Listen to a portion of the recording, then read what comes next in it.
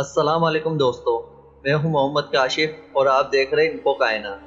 کہتے ہیں کہ ملک الموت نے بارگاہ رب العزت میں عرض کی، اے مولا کریم، میں نے کروڑوں لوگوں کی جانیں قبض کی ہے، مگر دو جانیں ایسی ہیں جنہیں قبض کرتے وقت مجھے بڑا صدمہ اور افسوس ہوا ہے۔ میں نے تیرے حکم کی تکمیل ضرور کی مگر نہایت ہی دکھ کے ساتھ، اور وہ دو ایک ماں اور ایک بیٹا تھا۔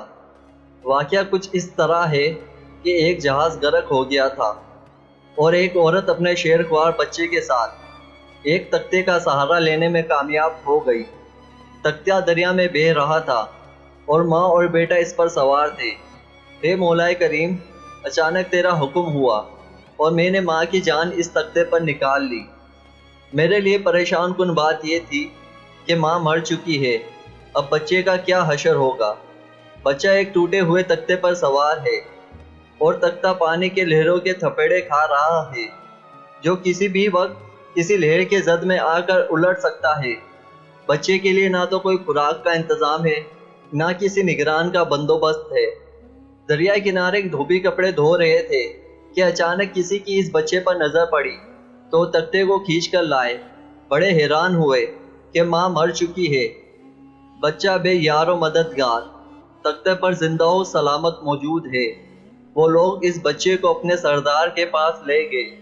سردار بیچارہ بے اولاد تھا۔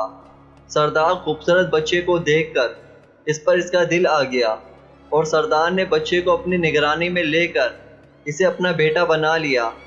یہ بچہ 8-9 سال کی عمر کا تھا کہ اپنے ساتھی بچوں کے ساتھ کھیل رہا تھا۔ اتنے میں بادشاہ وقت کی سواری کی آمد کا شور اٹھا۔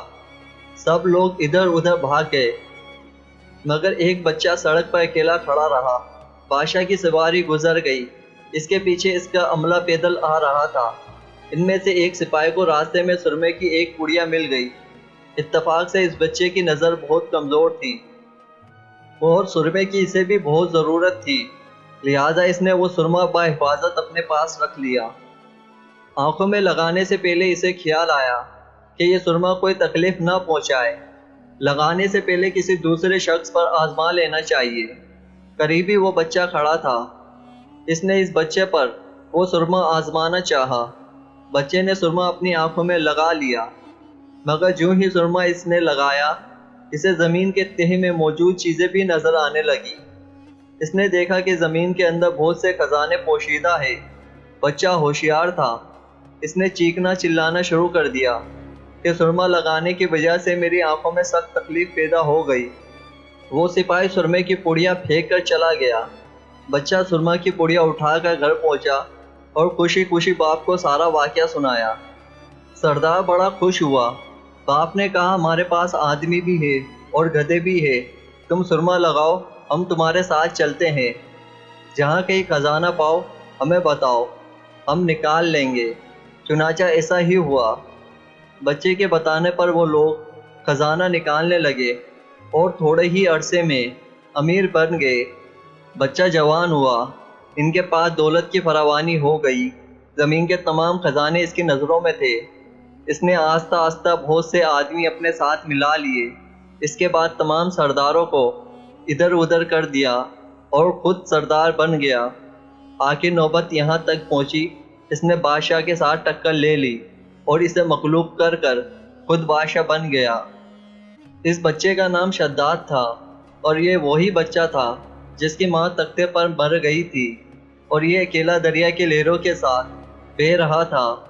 کہتے ہیں کہ جب یہ برسر اقتدار آیا تو اس نے حکم دیا کہ ایک ایسا کمال درجے کا شہر آباد کیا جائے جس کی ایک اینٹ سونے کی ہو اور دوسری چاندی کی۔ اس میں ایک عالیشان باغ ہو جس میں دنیا کی ہر چیز میسر ہو۔ جب وہ شہر ہر لحاظ سے مکمل ہو گیا تو شداد نے ارادہ کیا کہ جا کر اس شہر کا نظارہ کیا جائے۔ چنانچہ وہ شہر دیکھنے کو نکلا۔ ابھی وہ دروازے تک ہی پہنچا تھا کہ ملک الموت کو حکم ہوا اور اس نے وہیں اس کی روح قبض کر لی۔ اسے اتنا موقع بھی نہ دیا گیا کہ اپنے بے مثال باغ کو ایک نظر دیکھ سکتا۔ ملک الموت نے کہا، اے مولا کریم، اس شخص کی روح قبض کرتے وقت بھی مجھے نہایت ہی صدمہ پہنچا کہ وہ شخص ہر چیز تیار کر کے اسے دیکھ بھی نہ سکا۔